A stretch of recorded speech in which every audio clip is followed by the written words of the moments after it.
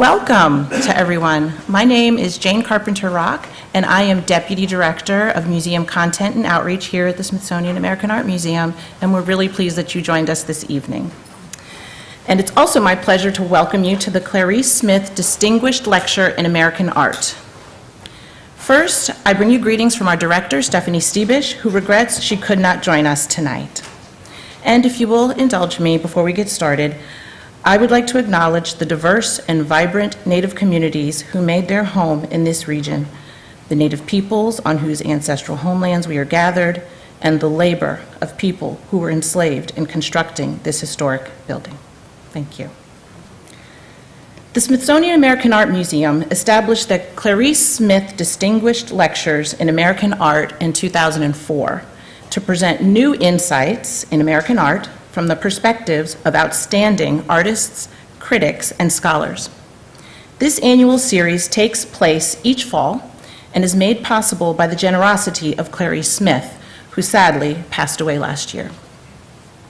Before I introduce our speaker, I'd like to invite those attending in person to join us for a reception in the Kogard Courtyard after the program. For those joining online and who are subscribed to our YouTube channel, please use the comment section to ask questions at the end of the program. For those in person, please use the comment card inside of your program to ask questions, and those will be collected at the end of the lecture. Now on to our program. This evening, we are delighted to be joined by the poet, art critic, and curator, John Yao. He is an editor of the online magazine Hyperallergic Weekend and is professor of critical studies at the Mason Gross School of the Arts at Rutgers University. John has written monographs on a diverse range of artists, including American artists Thomas Nozkowski and Catherine Murphy, and he's also contributed to numerous publications, including on Ruth Asawa and Richard Hunt. He recently published Joe Brainerd, The Art of the Personal. He was the 2018 recipient of the Jackson Prize in Poetry, and in 2021, he received a Rabkin Award for his art criticism. Tonight, he will speak with us about artists Frederick Church and Thomas Nozkowski, and he will take us for a walk through their art. John, it is a delight to have you here tonight. Welcome.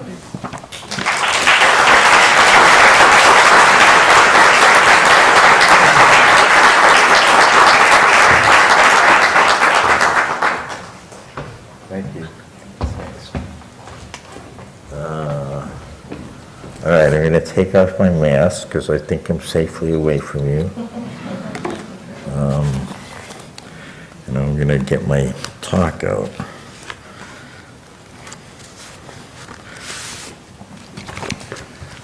Oh, and I'm going to turn on the image.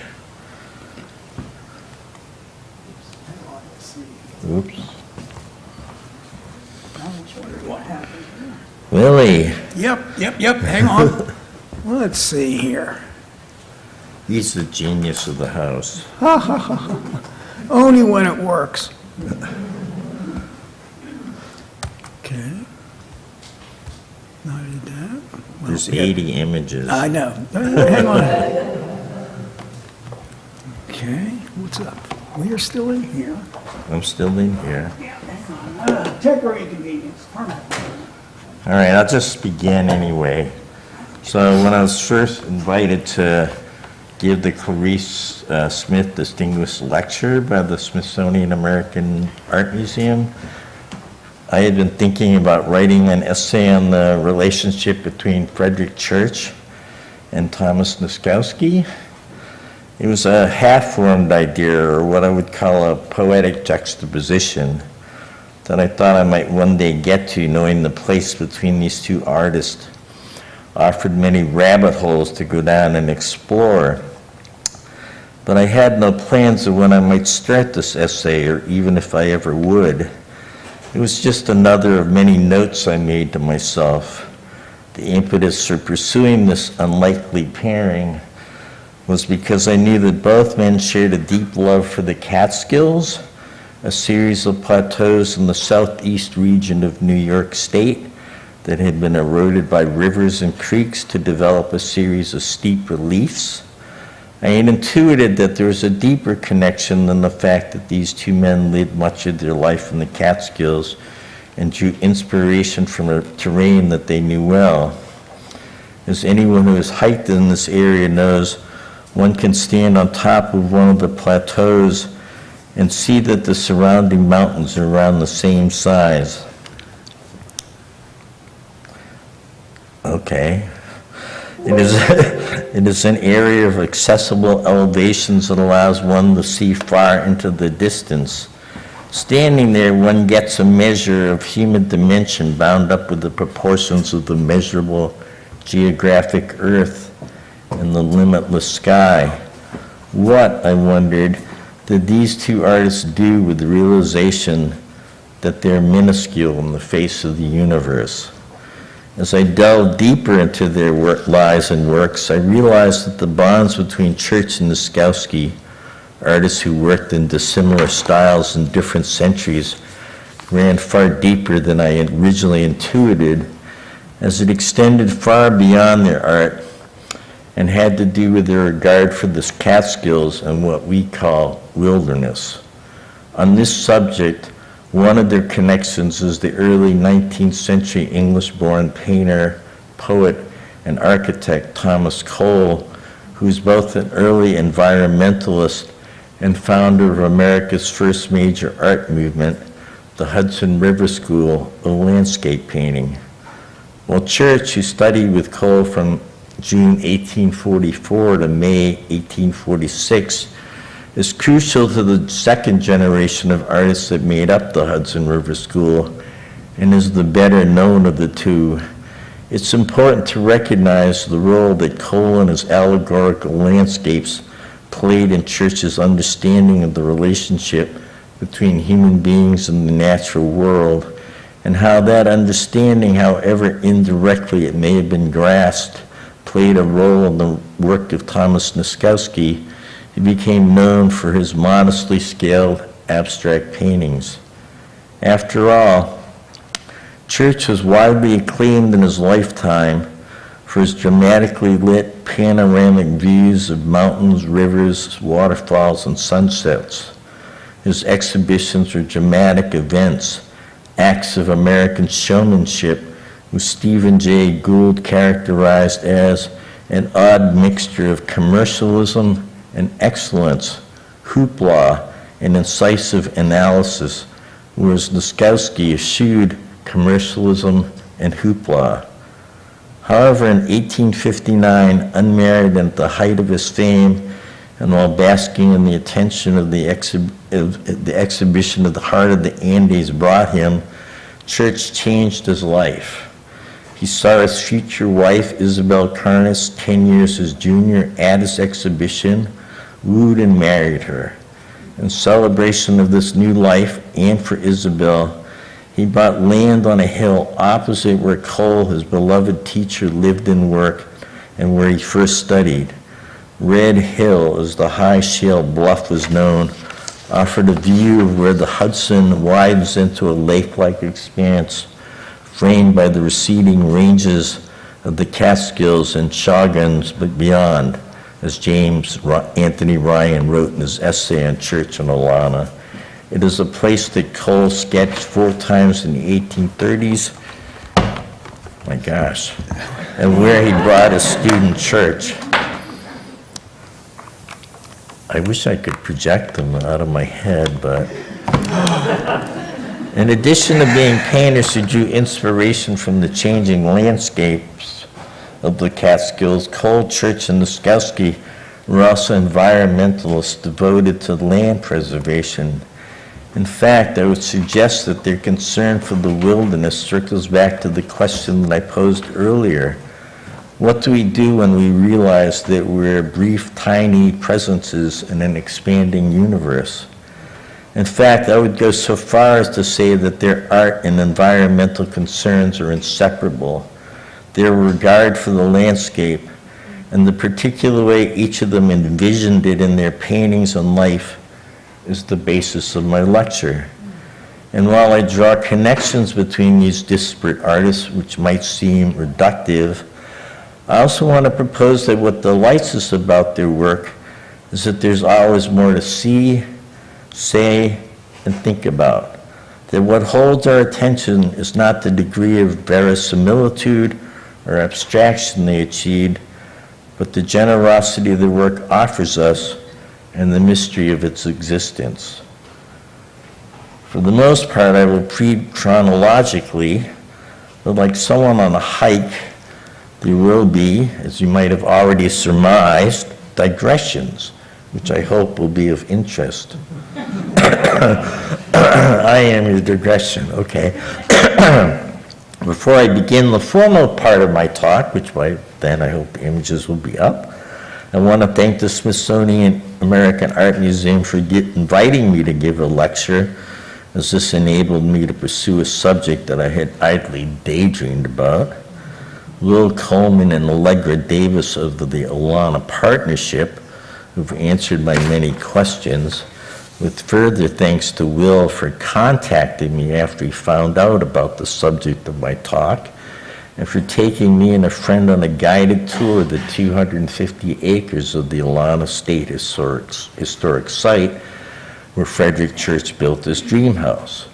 To the poet Billy Chernikoff, a friend they had not seen in more than 30 years, for picking me up at the Hudson train station and driving me to Alana, making a memorable day even more special, and the filmmaker Kazimir Nozkowski and artist Joyce Robbins for answering questions and providing information about Tom Nozkowski. That was interesting. A friend I miss dearly, and finally to Amelia Schmidt of Pace Gallery, who sent me links to images and publications that I requested. As anyone who's written an essay or lecture knows, going down rabbit holes is an important part of the undertaking, and the people who help you are invaluable. My thanks also extend to many authors of books, articles, brochures, and other things who are too numerous to acknowledge here. And now, I need to start. Yes, I agree. Sorry, Will. That's all right. No, sometimes stuff happens. My best work is invisible. I'm not invisible. Oh, boy. And I'm still wondering what's cooking here.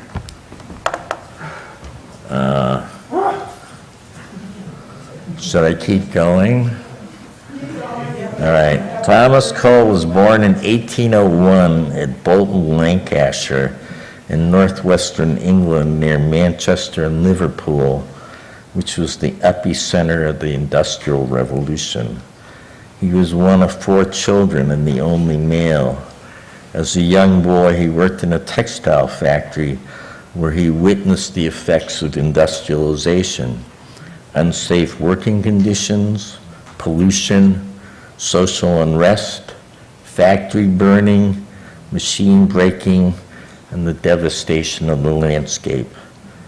The poet William Blake called the factories dark satanic mills, and he was not wrong. When Cole was a teenager and his father's business failed, he once again was employed in a factory where he worked as an engraver of the blocks from which calicos, colorful cotton fabrics, are printed. In 1817, his family moved to Liverpool, and Cole worked as an apprentice in an engraver's shop, where it is very likely that he first saw prints after works by leading artists of the era. In 1818, Cole's family sailed from Liverpool to Philadelphia in search of a better life. Shortly after they moved to America, Cole began to dedicate himself to painting and drawing. Between 1818 and 1825, when he moved to New York, Cole lived and worked in Ohio and Pennsylvania.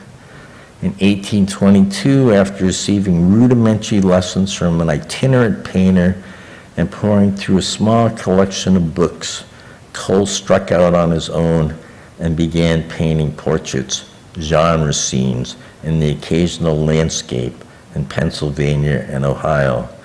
Back in Philadelphia, he became friends with artists connected to the Philadelphia Academy of Art, or PAFA, and admired the work of two artists, Thomas Doty and Thomas Birch, whose image you see on the screen. Thomas Doty, not Thomas Birch, I misled you. Both of whom exhibited extensively at PAFA in the early 1800s. A self-taught artist, Doty depicted American landscape views according to the conventions of English and European landscape painting, while Birch introduced America to maritime views. It is at the 13th annual exhibition at PAFA in 1824 that Cole first shows his work. In 1825, he moved to New York City, and that summer he took a steamboat up the Hudson River, where he made sketches and worked near the town of Catskill, New York, where he would move to, where he would marry a woman from the town, have a family, and live and work until his premature death in 1847 at the age of 48. An autodidact, the self-directed route that Cole took to becoming an allegorical landscape painter is rooted in his experiences of industrialization and witnessing the destruction of the landscape while seeing prints based on paintings of sylvan landscapes. It was his first visual glimpse of an alternative world, which he likely had already sensed in the poems he read. 8 years before Cole sailed up the Hudson, in 1817, the first tannery in the Catskills was built in the village of Palinville.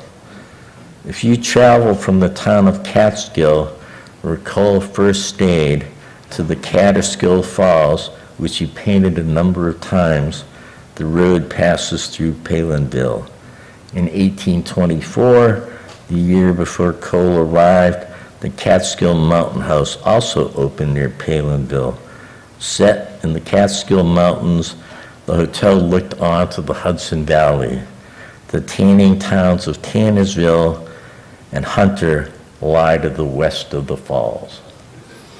It's hard to imagine that Cole did not experience the conflict between panoramic views, or what I call a bountiful vision, and the widespread deforestation and the poisonous effects caused by tanning and other industries, visible signs of man's conceited materialism. Going to the Catskills, Cole experienced these two conflicting landscapes, a poisoned one encroaching on an unspoiled one, which he considered an Edenic paradise and a gift. The polluted landscape probably reminded him of what human beings are capable of doing to the world that they inhabit, the industrial landscape he left behind. Between 1817 and 1825, when Cole sailed up the Hudson, the Erie Canal was built. It traversed more than 360 miles, connecting Buffalo and Albany. The Erie Canal was the longest artificial waterway and public works project in America at that time.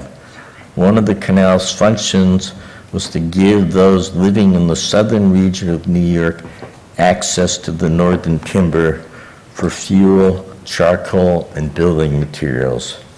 An 1817 newspaper article lauded the prospect of the canal, spoke of the forest totally denuded in the Albany area, which is north of the town of Catskill. In the 19th century, the tanning and curing of leather required the bark of hemlock trees, which once grew in abundance on both sides of the Hudson. After chopping down the hemlock, which typically lives up to 180 years and can live as long as 800, the tanners peeled the bark from the tree.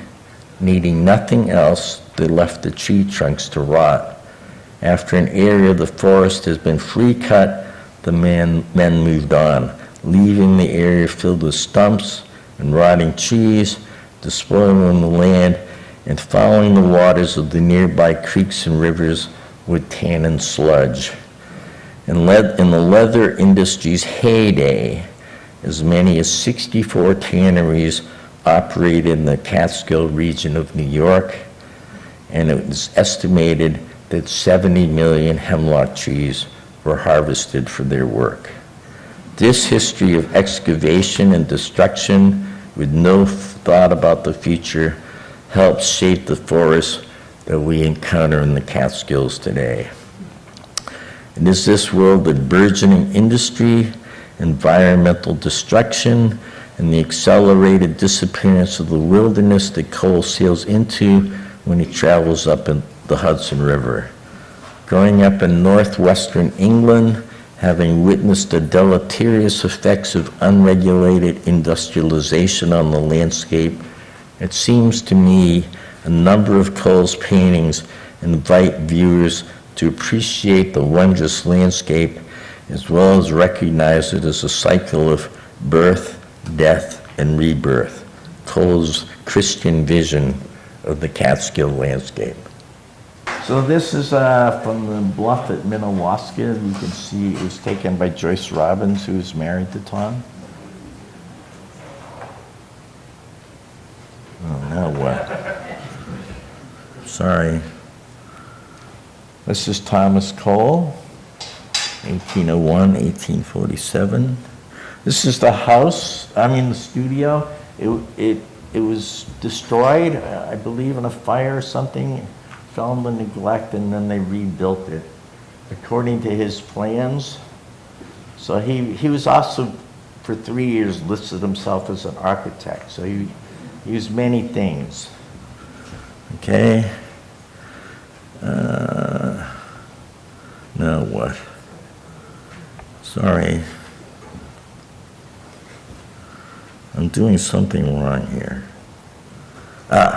This is a photo of Frederick Church by Matthew Brady, the Civil War photographer.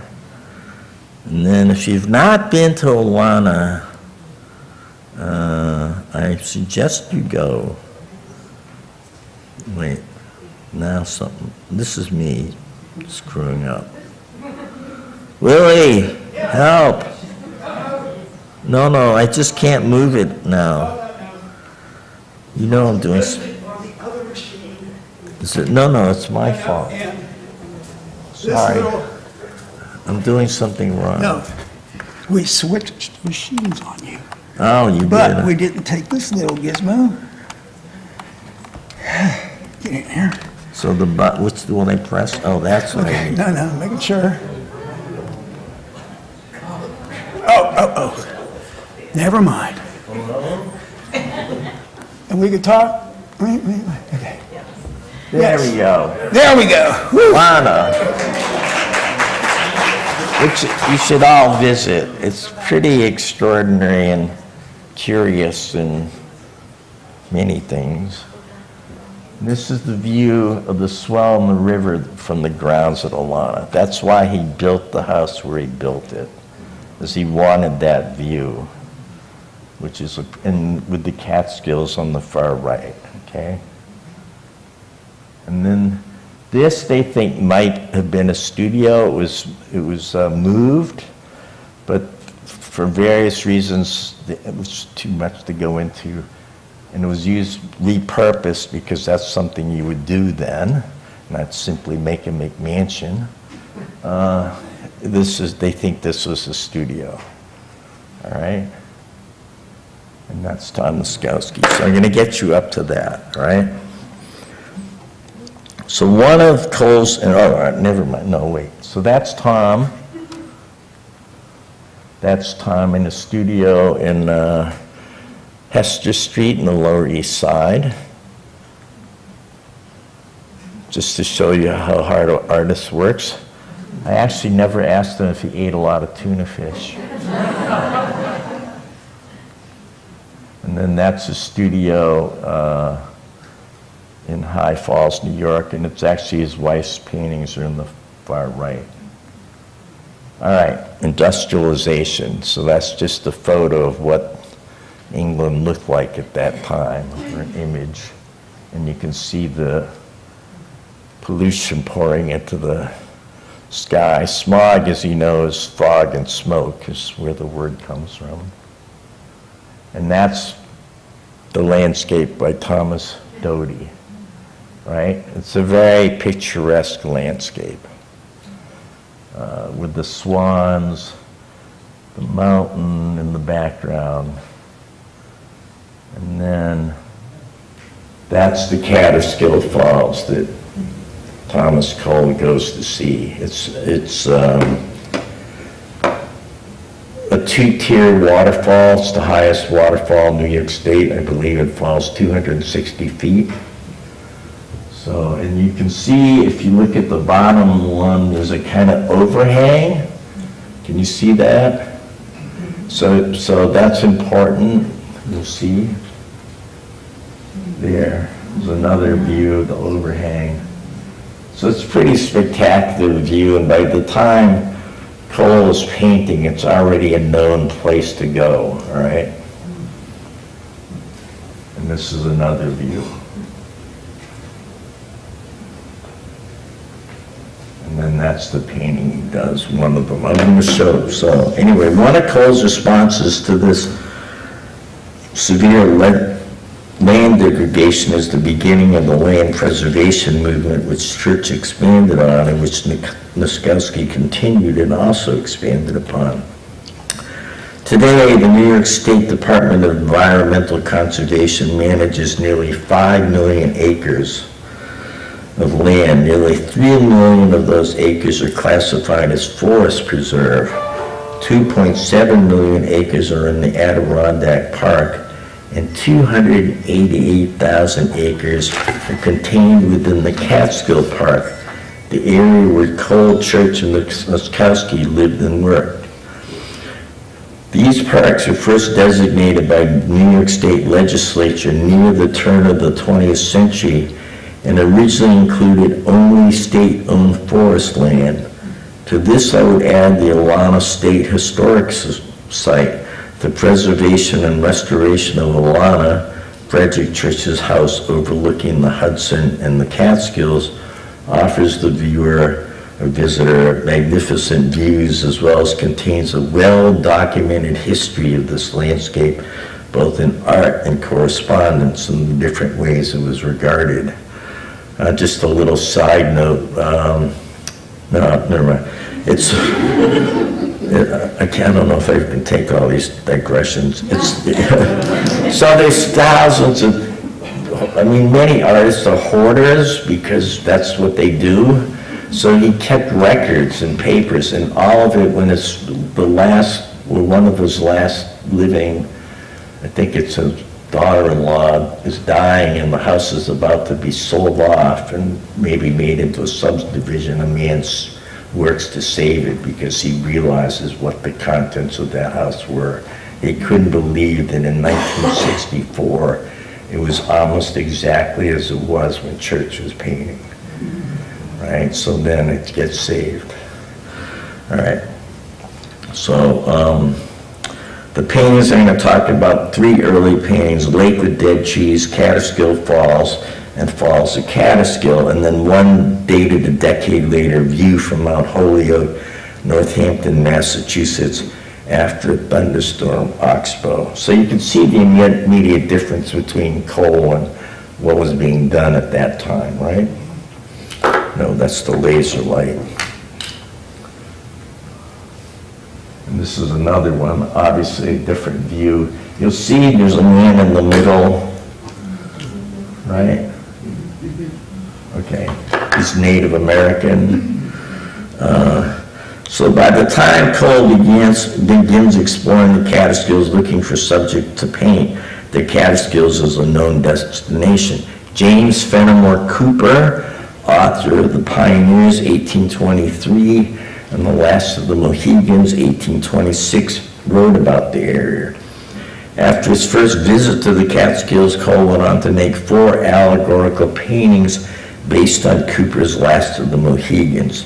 Here, it's worth remembering that Cooper's The Pioneers opens with a paragraph that concludes with the sentence, "Only 40 years had passed since this territory was a wilderness."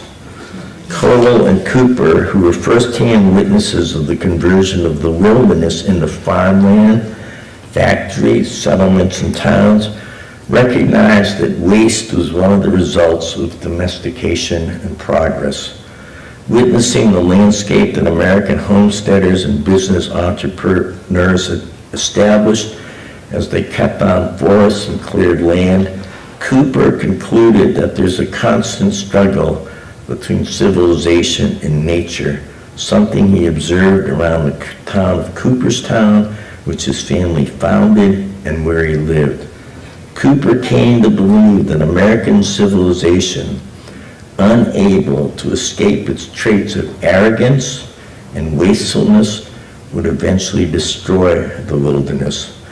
Both Cole and Cooper believed that, if unchecked, American greed and extravagance would inevitably destroy the landscape that history and nature had bestowed upon America's first European settlers.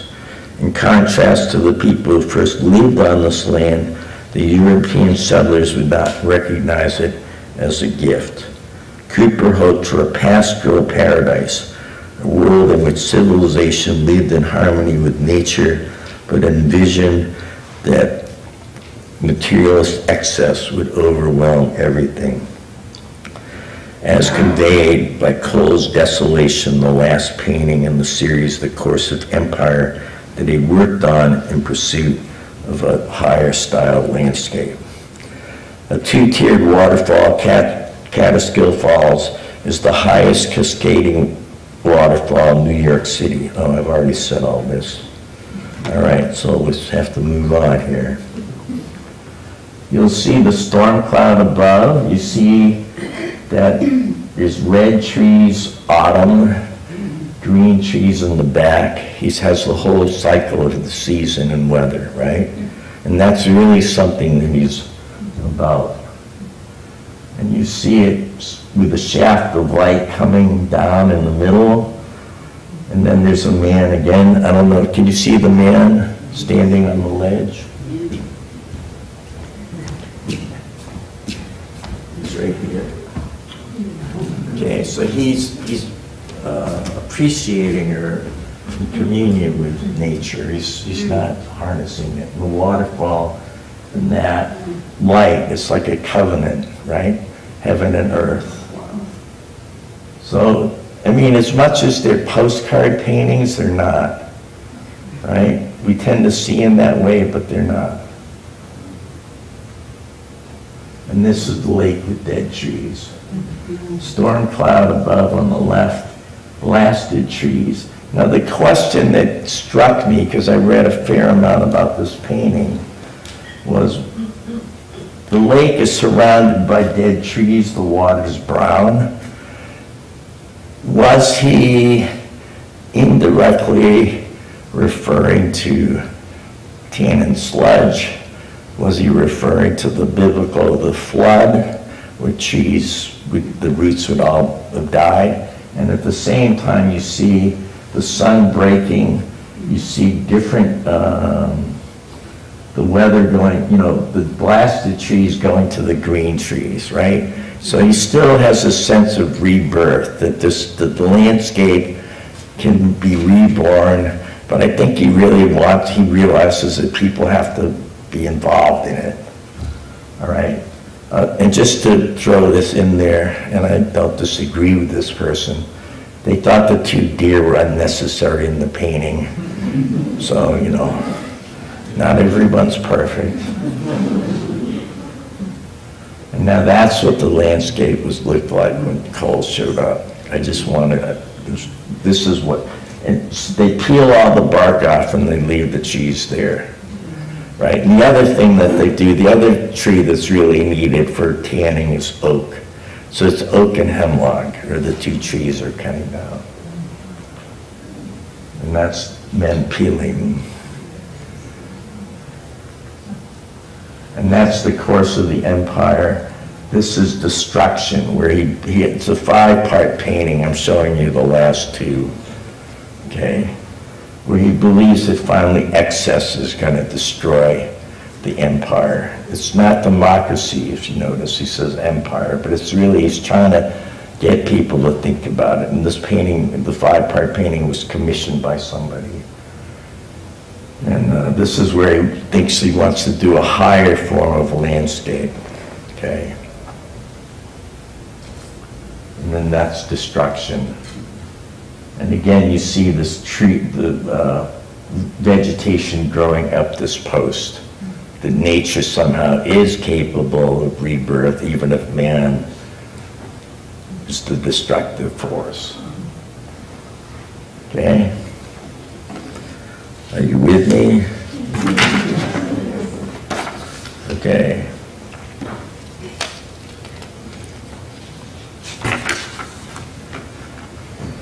So then the next person, I believe, this, I'm going to talk about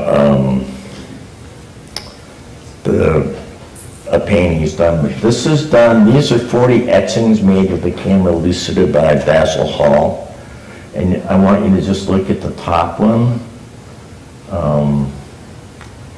It's a view in Northampton, Mass. So look carefully, memorize, it'll test you later. And this is his painting, right?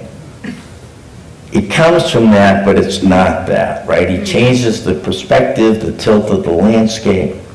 Now, just as an aside, we think of Edward Monet, Olympia, referring to Titian, that's the first, and I'm really referring to Titian, but also referring to two 16th century Italian prints as the first kind of modernist use of the past in a certain way.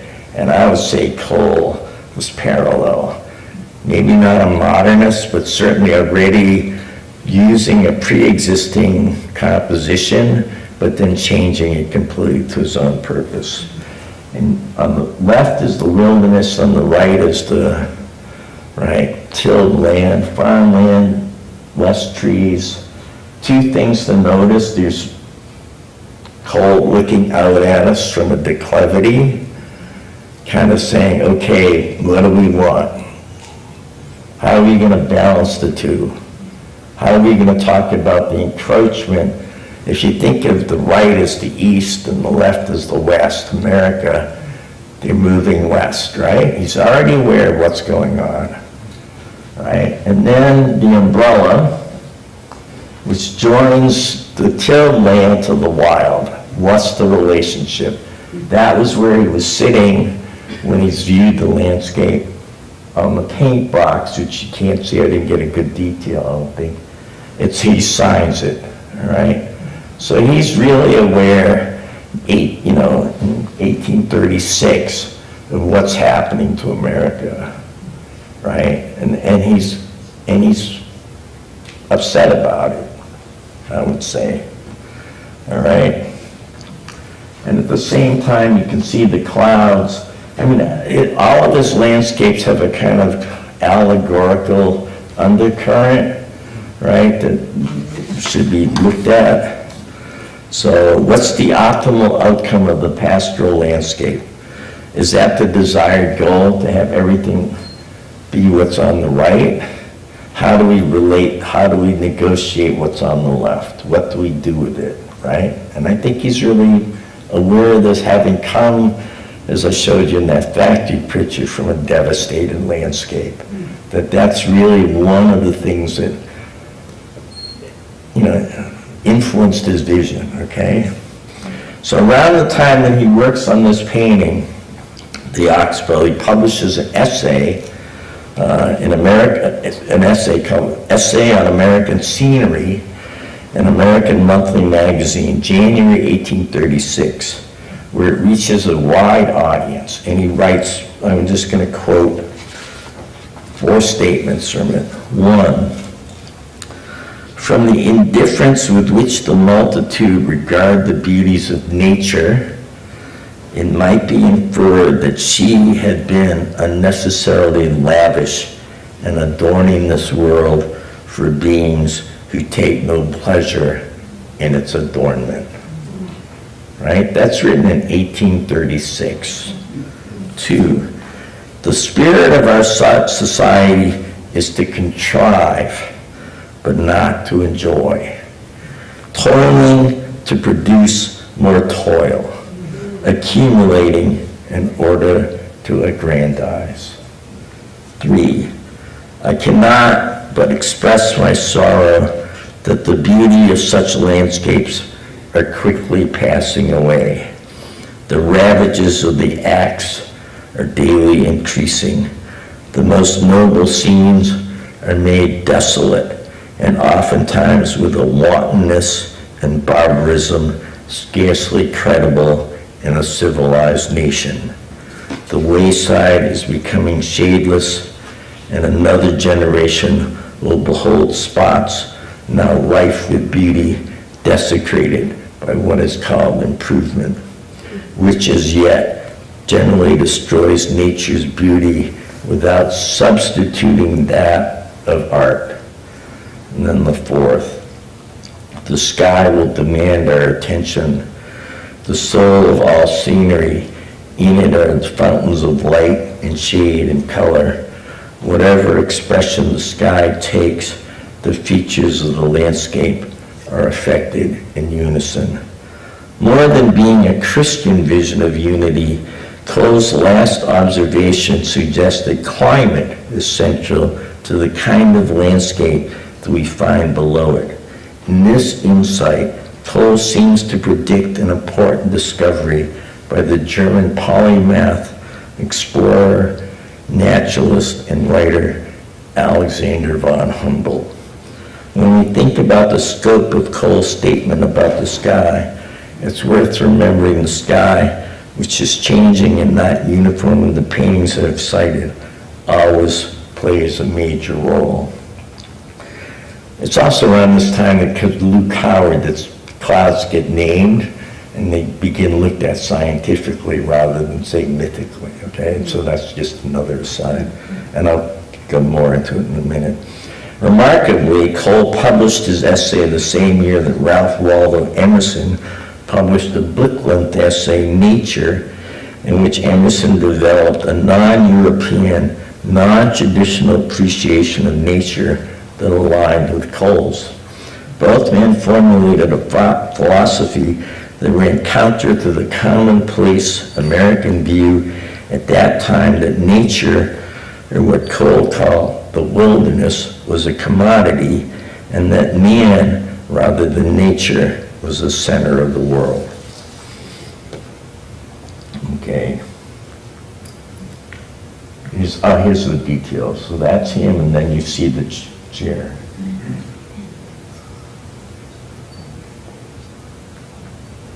All right, this is a photo of Frederick Church and Thomas Cole.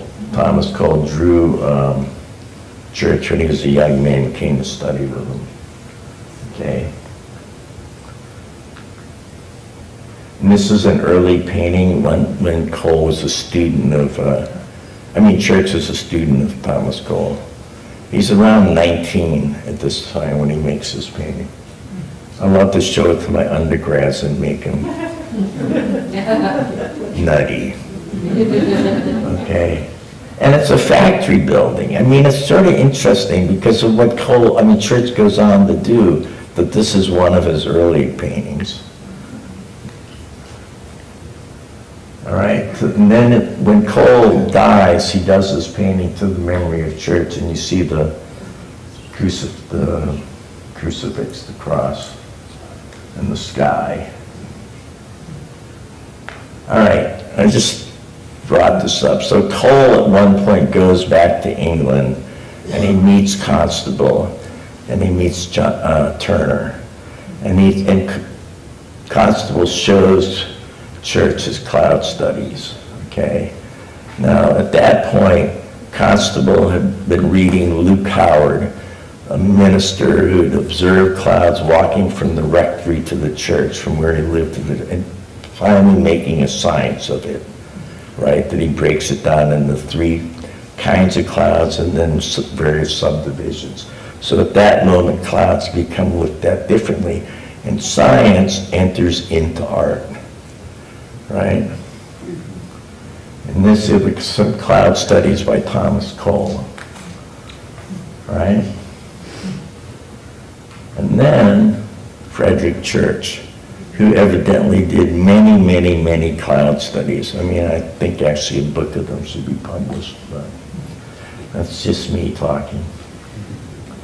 Now, I mentioned Alexander von Humboldt. So there's this book that's widely read when it's published and translated called Cosmos, as you see, a sketch of a physical description of the universe, not a small subject, right? And this is in Church's library, okay? So you have to now know who Thomas Alexander von Humboldt is, okay? In 1845, so what happens is that he probably reads Humboldt around the time he's studying with Cole, that first hears about him. This book comes out shortly afterwards, in 1849, and he reads it probably immediately. It's like one of those very widely read books that everybody, you know, who wanted to be in, as they say, in 1849, read it. Like all of you would have read it, okay? It's that simple, all right?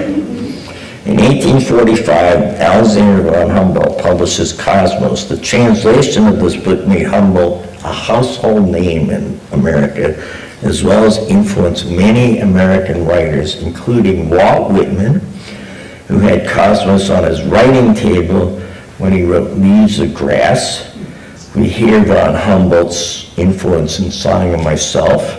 Walt Whitman, a cosmos of Manhattan, the sun, turbulent, fleshy, sensual eating, drinking, and breeding, no sentimentalist, no stander above men and women or apart from them, no more modest than immodest. Right? So you see that von Humboldt is essential, one of the figures essential to Whitman's Song of Myself, okay? Other writers include Edgar Allan Poe, who dedicated his 130-page prose poem, Eureka, to him, Henry David Thoreau, who rewrote Walden after reading Cosmos, and John Muir, who founded the Sierra Club and is known as the father of national parks. In his book, View of Nature, remembering the 5 years he spent in South America, particularly Ecuador, Humboldt wrote, "It would be an enterprise worthy of a great artist to study the aspect and character of all these vegetable groups, not merely in hothouses, but in their native grandeur in the tropical zone." In his copy of the Cosmos, Church underlined the passage that contained this sentence: "To apprehend these characteristics and to reproduce them visibly is the province of landscape painting." So in a sense, though he studies with Cole, he gets a vision of what he wants to do reading von Humboldt, which is grander than Cole's vision, right? So Cole took Humboldt's challenge to heart. He traveled to South America twice, literally following in Humboldt's footsteps. Because Humboldt is this chronicler, he details everything. So he literally follows in his footsteps, okay? In fact, in Quito, Ecuador, he looked for the house that Humboldt rented 60 years earlier, all right? These trips resulted in the panoramic painting. Wait, sorry. Where am I? Oh,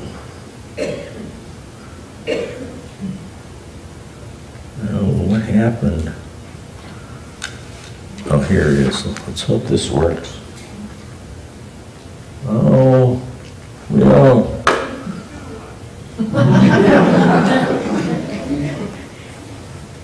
I want to show this great painting. Well, did you disappear on me? Here he comes. You're like Rip Van Winkle. That great story about the Catskills. Sorry.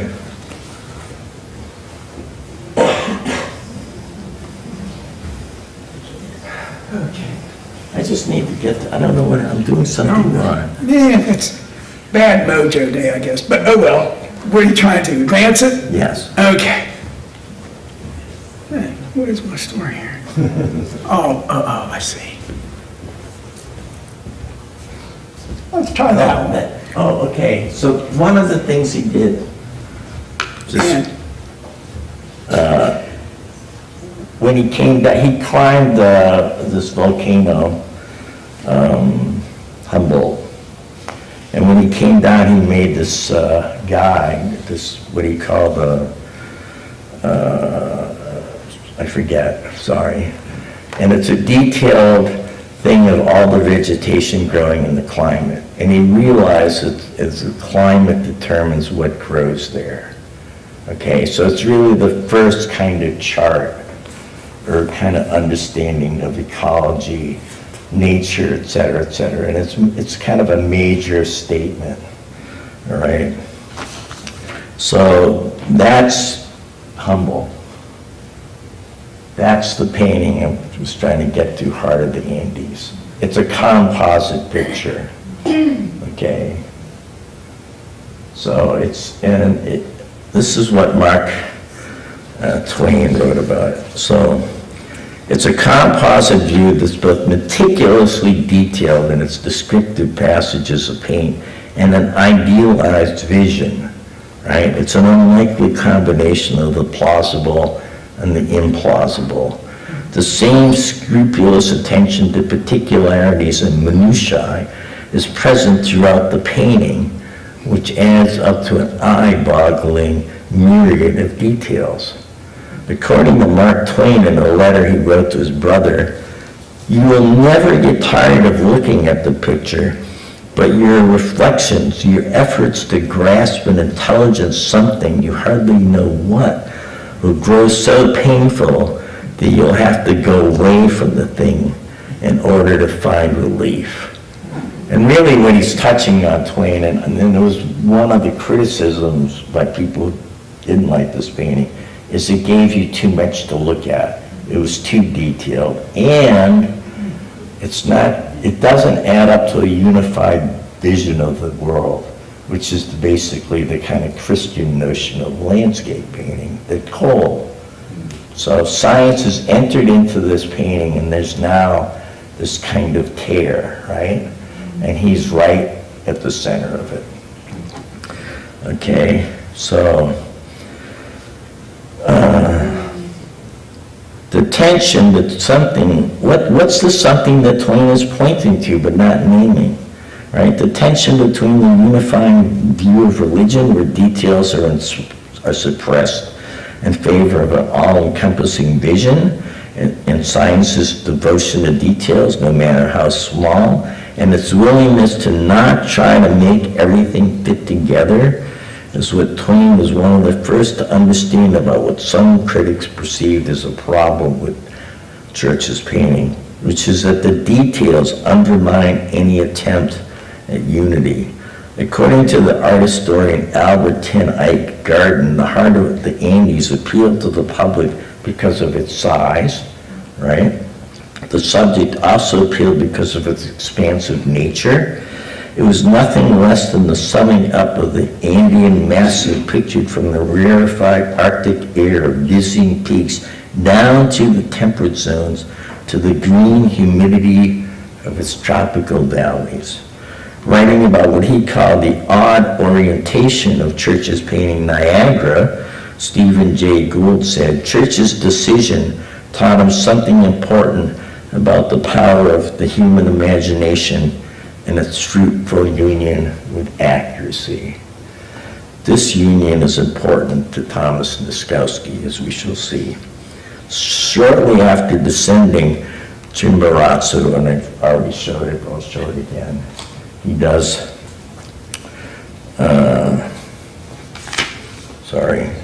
drew a high highly detailed diagram that uses the volcano slopes in different climate zones, starting with the jungle and become snow-packed during the ascent, to depict the concept of lasting ramifications. You recognize that climate's the organizing principle of life. It's the primary force in shaping the distinct communities of plants and animals found at different altitudes and latitudes.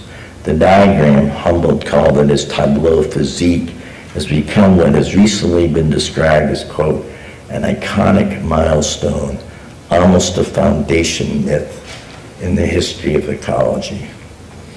Okay?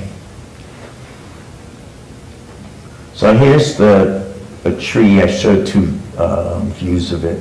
In the lower left-hand corner of the painting, where Church has carved his name, the date the painting was done, right? And it's the blasted tree, I would say, that Cole did. In a way, it's almost a kind of homage to Cole, or at least a nod to him. And the interesting thing about this, and there's vines growing up, is again, it's a kind of notion of rebirth, right? But in which his name will be grown over. And I think that's just interesting to think about in terms of his own belief system. All right, and this is how the painting, this is how it was shown in 1864, right? So this is during the Civil War, and I believe it was shown to raise money. The three portraits were added, but there was this kind of showmanship, right? You know, like Damien Hirst showing the diamond head and everyone lines up. So that's early American showmanship, right? I don't know how I got to Damien Hirst, but I did. All right, here's the map of Alana on the right, and the little square is where the house is, I believe. This is the Rip Van Winkle Bridge. Over on the right is where Thomas Cole lived. So he's over here on the left, and Cole's on the right. He drew hemlock trees and birch trees. So one of the things he did is when he bought the land, and he buys part of the hill, and then he eventually comes to acquire the whole thing, is he replants hemlock trees, all right, and other native trees. So he's very different than other people living in the Hudson Valley. Other people wanted ornamental gardens. All right, he wanted to do replanting. So he basically only plants what already grew there. And I think that's really important to realize. So, and that's Niagara. And you can see it's really an odd orientation. Where are you standing, right? This is really why people went crazy for this painting. Because you basically would be standing, well, you'd be going over. And then, just a second, I have to catch up with myself. So one of the things about this is you see this tree on the left, and then you see the rainbow, right? The rainbow's the covenant between heaven and earth, right? That's an old belief. And then this tree is like the serpent, convoluted, twisted, going over, right? So there is a kind of underlying vision to it, but it was not, it was kind of overwhelmed by the kind of immensity of what this painting was. All right, so one of the things about Alana that's significant is what he did with the land, right? Another is the house he built. In 1870 and 72, he built a Persian-inspired castle, as he called it, on top of the hill. And Church, who oversaw the design of the house, worked in close consultation with the architect Calvert Vaux. With the mention of the working relationship of Church and Vaux, I would be remiss if I did not mention Frederick Olmsted. Church and Olmsted were distant cousins who grew up in Hartford. They likely met in New York Century Club, whose dues-paying members were largely artists and writers, Olmsted and Bow, who were responsible for the design of Central Park in Manhattan and Prospect Park in Brooklyn, chose Church to be one of the commissioners of the New York City Department of Parks in 1871. Although he had too many other commitments to hold the position for long, Church was the co-author of a document which advocated for, and think of this the next time you walk in Central Park, advocated for the placement of statues within a limited area of the park, so as not to mar its natural beauty. One of the founding trustees of the Metropolitan Museum of Art, as well as an early donor of pre-Columbian art to the museum's collection, Church also had a lot to do with the placement of the Egyptian obelisk, Cleopatra's Needle, near the Metropolitan on a base he helped design. A few years after that, he and Olmsted worked together to restore and preserve Niagara Falls. The result was the Niagara Reservation, now the oldest continually operating state park in the United States. Church's connections were so far-reaching and deep that he persuaded the Governor General of Canada, Lord Dufferin, to speak on the subject and form Queen Victoria Park on the Canadian side. I mention these instances to give you a sense of how much Church, whose work is largely forgotten by the 1960s, contributed to the shaping of America's aesthetic sense and appreciation of nature. Taking cues from Humboldt, Church replanted hemlocks in the denuded hillside facing away from his house, as well as turned swampland into a man-made lake. If you think about the houses you can visit or see along the Hudson, from the Vanderbilt Mansion in Hyde Park to the Blythewood Mansion at Bard College, to Church's Alana set on a hill north of Bard and overlooking the Hudson, you get two radically different visions of the relationship between house and landscape. All right, let's hope this works.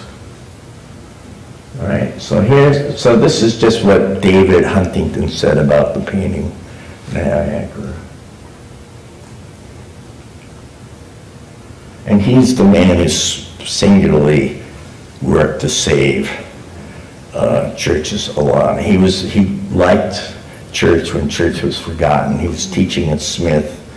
A man called him when he heard the last person, the inhabitant of the house, died, and said it's going to be put up for sale, and he figured out how to save it. So I thought I should mention. So that's the detail of the tree. Pretty spectacular. And then, about to be hurled into the abyss, an uprooted tree, black as death, contorted as a serpent, races helplessly to its imminent doom. In another moment, the sinister shadow will have passed, purged from the scene as from the wilderness, no longer present as an antagonist to the divine beauty of the sun's prism. To say I was pretty envious of this writing. Like, wow. And that's an aerial view of the house, Catskills beyond. You can see it's not a typical house. And you should go inside, it's mind-boggling. I've been there probably 30 times in my life. This is another view.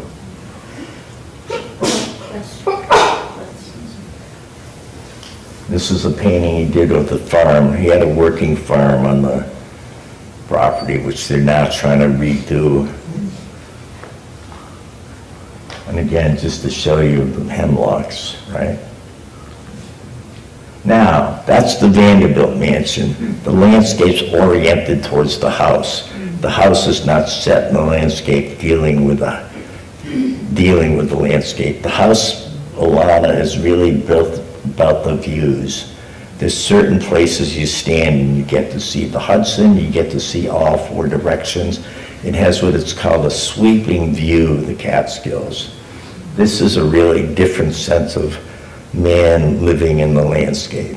The landscape is oriented towards me, right? I mean, it's facing away from the Hudson. Let's just start with that, right? I don't need to see the river, okay, right? And then look the way the trees are. I mean, it's just different. It's just a different notion of, and then the gardens were all ornamental. The flowers that came from different climates. Poor gardener has to keep them alive or they'll get fired. Central Park, okay. I'm sure there are real estate developers who hate that this is built. And Prospect Park, right? So two amazing places in New York and Brooklyn. And this is Tom Nozkowski. On Minnewaska and the Panther Rock Trail photos by Joyce Robbins. All right. So at one point, Tom worked for Mad Magazine on 485 Madison Avenue, and he lived on Hester Street. Okay, I think he only had to go there once or twice a week. So I wrote a monograph on Tom, and and I spent probably a year, a little more than a year, and during the year of writing it, we probably exchanged 3 or 4 emails a day or talked on the phone a couple times a day. And he told me that he took a different route every time he went to his job. That he got a map and he figured out a different way to go, right? Which is totally the opposite. We're trying to figure out how to get from A to B in the most efficient manner, right? And he's like, no. And he said, oh, if I went 4 stops past, where I should have gotten off, it would take me 3 minutes to walk each block. So he had it all figured out kind of rigorously how long it would take him to get there and when he had to leave if he was going to take the walk that he planned. And he made a map of this. And I tried to convince him to give me the copy of the map so I could scan it and put it in the book. But he demurred. So somewhere that map exists. But it seems to me that this is Tom Nozkowski was a man who liked to walk, all right? And it's 3.5 miles. It takes 23 minutes by bus. Somehow Tom bypassed all that, and I think it's really central to understanding who this person is. Another thing I learned about Tom was that he kept a record of every movie that he ever saw, starting at the age of 9. He did let me put part of that in as a footnote, but he was embarrassed because he didn't spell everything correctly at the age of 9. Once, when I confused the ratio cinemascope with VistaVision, an anamorphic process, which allowed for the shooting of widescreen films, he corrected me because he did not want me to get it wrong in my essay. When he read Andrew Sarris's The American Cinema, it's a book I recommend, the manifesto of the auteur theory, Tom decided that he had to see as many films as he could by the more than 200 film directors whose work Sarris closely looked at in the book, assigning each a category, and did. In their own way, Cole, Church, von Humboldt, and Nozkowski are chroniclers, individuals possessed by an immense curiosity to experience the world and record the event. In terms of landscape painting, what Humboldt believed was a higher calling, Cole, Church, and Nozkowski were inspired by direct experience, but as Humboldt realized, imaginatively reconstructed in their work. The difference between Nozkowski and Church and Cole is as nuanced as it is sharp. Like the Enlightenment thinker Humboldt, who went against the romantic belief that the eye was the center of the world, Church and Nozkowski did not think that sentiment and analysis were separate. The other thing they shared, and this includes Thomas Cole, is their love for the Catskills. At his memorial service, his friend Martin Puryear said that you could drop Tom anywhere in the Catskills, and that in a short period of time, he could tell you exactly where he was and how to get to the nearest path, as well as recount the history of the area. To say that he knew the Catskills, particularly the Shawgun mountain range, as well as the back of his hand, would be an understatement. Like Cole and Church, Nozkowski was a socially conscious, civic-minded artist. However, he was not moralistic in his work, as Cole often was, nor given to make a grand work like Church. While being socially conscious, he went in a different direction and rejected didacticism and grandiosity. During the early 1970s, at the height of the Vietnam War, after seeing a large mural-sized painting, or what he called the elephant in the room, by an abstract artist, he decided he would make art that could go in his friends' apartments, many of whom lived in tenements on Manhattan's Lower East Side. By 1974, he defined the parameters of what he would refer to as his project.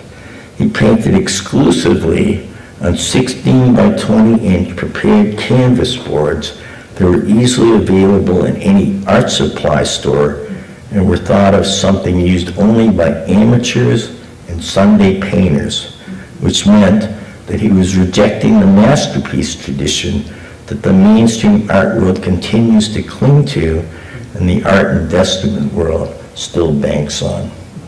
The other rule he would stick to was that everything would come from personal experience, which he took in the broadest way possible. As he put it in an interview we did in 2010, events, things, ideas, anything, objects and places in the visual continuum, sure, but also from other arts and abstract systems.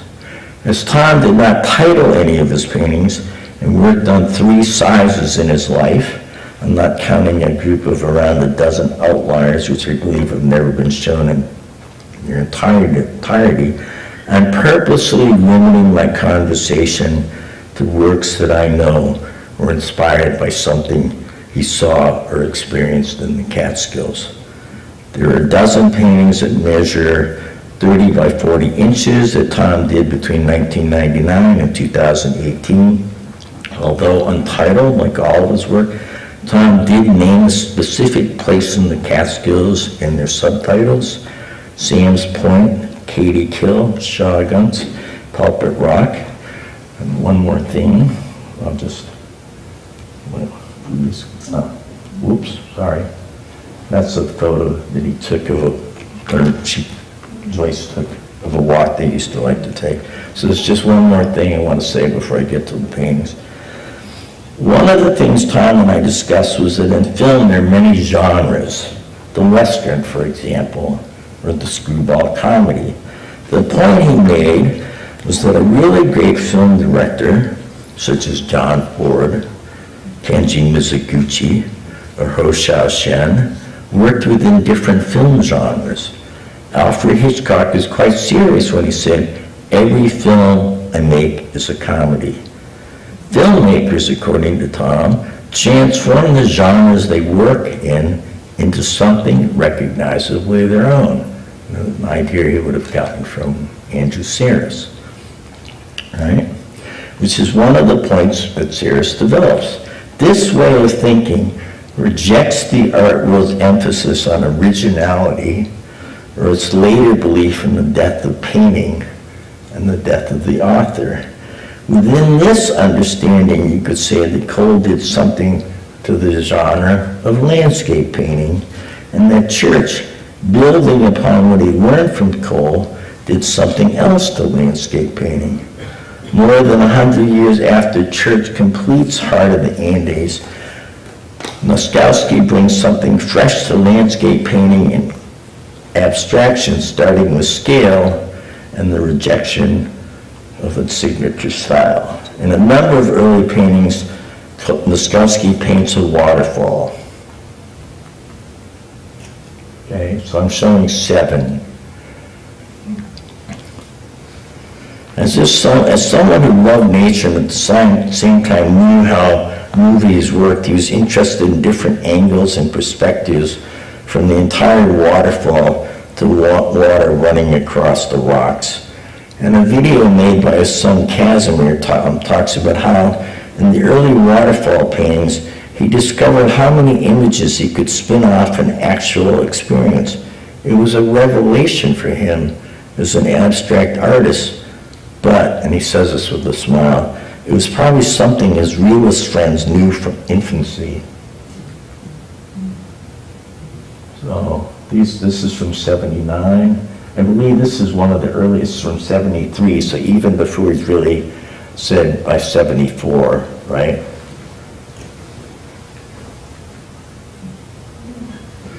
He never had a fixed image in his mind. In our 2010 interview, he stated, "I have always thought of myself as an improviser. The geometry in my work has increased over the years, and I'm not completely sure why this is so. It isn't by conscious intent, I can assure you. Improvisation, however, is essential to my work. I want my ideas to be located at the tip of my brush. I want my materials to talk back to me. I want to be surprised." In the process of painting, he wants to find something he's not seen before, something that surprises him, which of course goes beyond taste. This, rather than the masterpiece or the grand gesture, is his goal. In the waterfall paintings, I think of Nozkowski as a Chinese literati painter, immersing himself in the landscape of shan shui, or the mountain water genre, and recognizing that the connection between the lines of paint and what Marjorie Wallace called as vexed shapes had to do with time passing and dissolution, with the history of abstraction, with all sorts of things. Associated with the Southern School of Chinese painting, the literati painters rejected the formal strictures of the Northern School because they sought freedom and experimentation with subject matter and style. In the face of New York's strong allegiance to formalist authorities, from Clement Greenberg to Benjamin Buchloh to Rosalind Krauss to Douglas Kemp, and the widespread pressure to align with their thinking, Nozkowski chose the realm of artistic freedom rather than show any signs of obeisance. This is why he continued for so many years to work on a 16 by 20 surface, which he could wipe clean and begin working on again. It allowed him to not repeat what had become a mannerism, which is recording the struggle to make a painting. And this one, which I particularly like, because it seems to be like 3 perspectives at once, right? The others seem like, okay, you're looking at, but this one seems, I don't know, really wild. That tree shape, what's it growing out of, right? And it finally just becomes a painting in paint, right? Or this one. And then when I was talking to or emailing Casimir, he said, "Oh, do you know these works?" I thought I'd show them. There are 3 sculptures that Tom made. Tom began as a painter, then worked in sculpture, then came back to painting. And this is made around, say, 79, okay? I don't think they've ever been shown, so I thought I should show them. All right, this is a painting. So at some point, because this is what any art critic would do, I wanted to figure out the source of a painting. And I figured out the source of this painting was a tree with a constellation in the night sky. And he says, "You're right." I mean, he didn't say no, or if I guessed something, he would tell me. And he said that it was from an experience that he and Joyce were camping in Adirondacks, okay? And he does this painting. And even though I know the source of this painting, and And this is, I think, something he was afraid of, or something people would talk about. I did not bring a zither with me, like a good Chinese courtesan. It stays enigmatic to me because, I mean, he decides to fill in the outline of the constellation with salmon pink, right? It's just like, huh? Right? So he's not literal, right? It's both invention and experience, right? Imagination and experience, okay? And then, when I ask him about a relationship to a later painting, which I'll show you, he says, the idea of a night sky in the Adirondacks and a birch tree, you know, a really simple piece of nature abstraction, perhaps conflated with a close-up of an art book, the plate on the left and some text on the right. That's exactly the source of that painting. About a year ago, for really no good reason, I started rethinking a couple of older paintings, and that's the one that paid off. There are a number of works that came out of the canvas board you're talking about. Over the last few years, a handful of prints and drawings, and at least one other painting that's hanging in the Yale University Gallery. So what are they about? Well, they're about that old painting, but they're also about all the things I've learned since then, from the way things are charted, which I think is important to remember, and mapped, to the way things are spatially put on the canvas. Oh, no. Help. Your battery is running low. Great. We only got 20, we got 20 more to go. Really?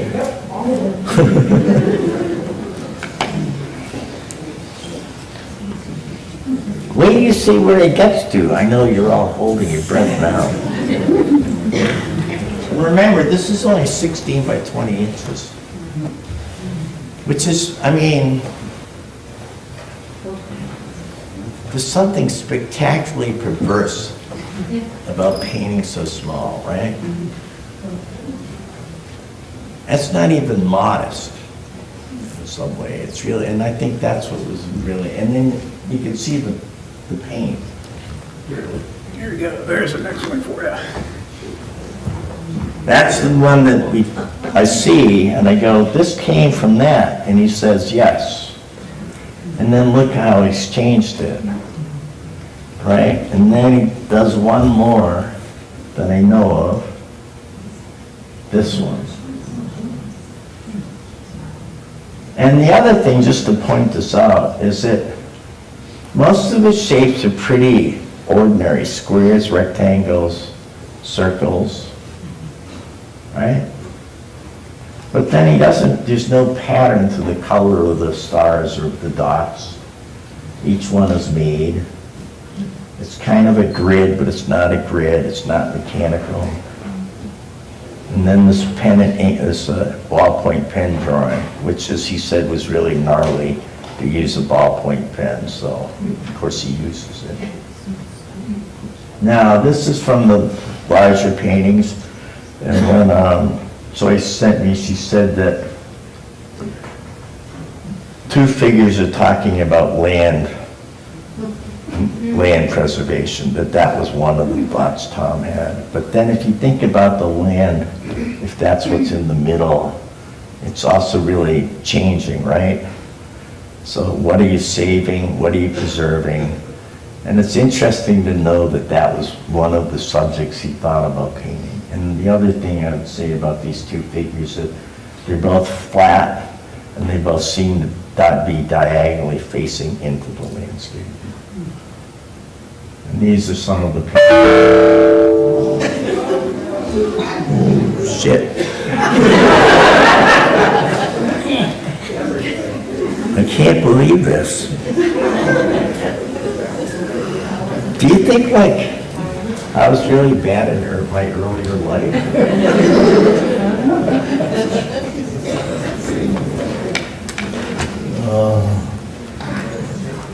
Please. Come on, wake up.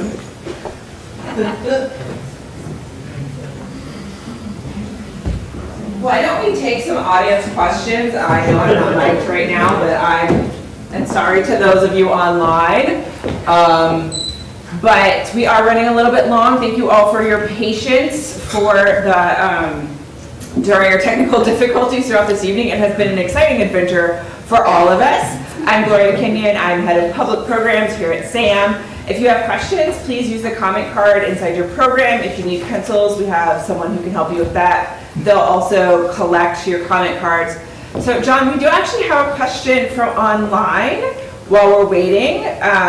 So if you'll have to head back to the mic. Let me find it again. But could you speak more about the awareness of passing of the agrarian pastoral? I'm working on J.F. Kensit, who to my mind sums up the passing of one way of life and in his last summer's work. I mean, I think particularly with Cole, he's thinking about the passing. I don't think Church is thinking about that. He was after a different kind of vision, right? He's really after the grand painting in which he's following the Humboldts. You have to include everything. So I don't think that was ever big in his mind. And I think in a way it may have contributed. The grandness of his project with all the details, he gets forgotten starting after the Civil War for various reasons. So that's not really an answer, but that's what I can say. Because I'm not an art historian, so it's not something I've studied deeply, just to be honest. It's an amateur's passion. Any other questions? Yes? How did you find Nozkowski? How did I find him? I saw his paintings, and then somebody said I should meet him, and then we met, and then we quickly found out we had a number of things that we had in common. We both loved detective novels and movies, and I just really liked his paintings, and I found them wondrously perplexing. And also as a poet, I'm really interested in artists that don't repeat themselves and don't have a signature style or a signature way of writing. I mean, I studied with the poet John Ashby. I'm sure he had a big influence on my way of thinking. And also, he didn't fit in, right? Which I'm really interested in artists that don't fit in. You know, being an Asian American in America, it probably comes naturally for me to think like artists that fly somewhat under the radar and don't fit in. So, I mean, there's a lot of reasons why I like him. I don't know. I think we were fated to find each other. So, I didn't say that. I do believe in fate, but I don't like to admit it publicly. I just did. All right. Oh, look at this. A landscape, right? You can tell instantly it's a landscape, but it's a reinvention of landscape. If that's the sky above, and that's the landscape or a mountain range, and then the notion of a movie, panoramic film is really about the eye can see something going on that other people in the film can't see, and you can think of that blue shape coming in, suggesting something is going to happen, right? So the charting, we might say, I mean, different kinds of painting or imagery brought together to recognize kind of the diversity of a landscape that is not unified, that a landscape's not unified. There's a talk that he gives with his son, Casimir, where he points to this rock in which there's a piece of glass, I think, some tin, a round mark, and he said, your dad's going to do a painting of that. And it's like so uninteresting. If you were on a hike, you would probably not stop and look at this. And suddenly he's looking at it and you go, yeah, that's really interesting. And this is something he did for the magazine Aesopus. So it was for about 15 years a yearly publication. Now, and that's the way it's oriented, but what I'm getting to is he made MAP. of where the drawings came from, right? And it's very detailed. So the last 3 works I'm going to show, and that's the book. It's available, it just came out. It's a kind of a reader. So it's a shout out to Todd Lippy and the Sopus reader. All right, so I'm going to show you 3 paintings. This one and 2 works on paper. They're all related. The 2 works on paper were done after the paintings. What's it a painting of, you ask? Well, in his talk at the Thomas Cole House, he's reluctant to say anything about where his paintings come from, but then he shows these 2 paintings, and at the end he says, Svagum moss. And you think, moss, he's painting moss, right? I mean, if you think of, it's the opposite of church in a way. Church is the grandness of nature, and he's really about all of nature's beautiful. You just have to look at it. So I just will end with this scene. All right, a view from Pulpit Rock, which is the name of one of his paintings. Okay? All right, so I'll answer questions now.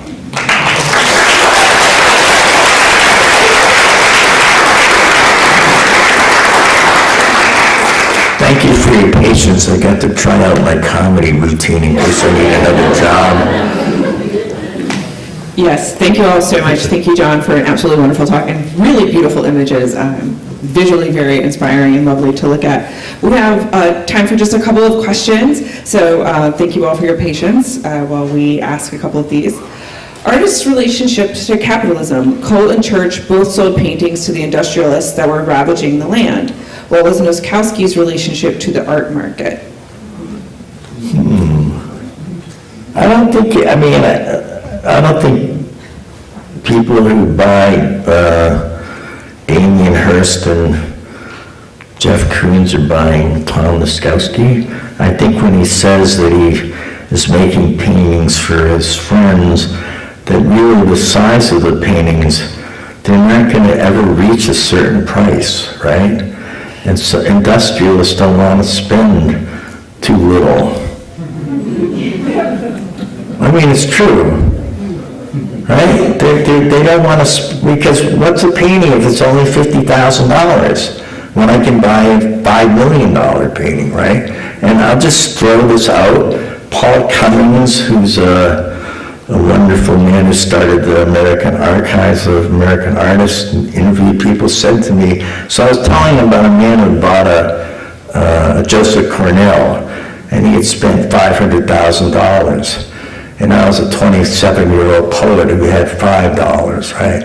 And I go to Paul, who was a curator at the Whitney Museum, the drawing curator, I said, oh, this guy, he spent $500,000 on this collector, spent $500,000 on a Joseph Cornell. And he looked at me and said, he's not a collector. And I went, what do you mean? He said, collector, he's already bought something that everybody knows. He's not a collector. Okay, so that's just something. The people who bought Tom are people who don't get their names in the newspaper, right? So that's his relationship to capitalism. Thank you. And this will be our final question for the evening. Thank you again for joining us online and for joining us here. Did Cole or Church ever speak or write about Native Americans and their place in the quote-unquote wilderness? Cole makes these 4 paintings based on The Last of the Mohegans. That's the closest that I know. Church, I found no record of him talking about it. It would be something that I think a church scholar would know more than I would. Well, thank you. Thank you so much for your wonderful talk. Thank you all for joining us.